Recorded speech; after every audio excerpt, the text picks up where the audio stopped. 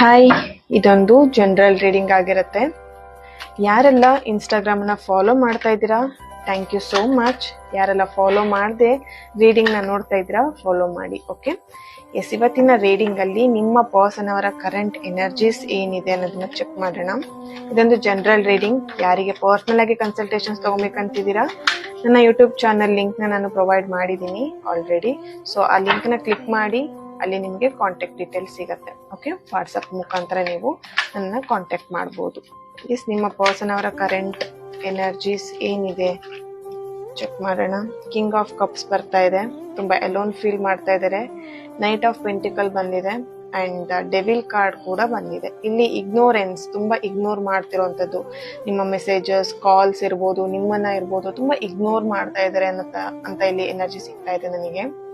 ಇಲ್ಲಿ ನಿಮ್ಮ ಪರ್ಸನ್ ತುಂಬ ಓಕೆ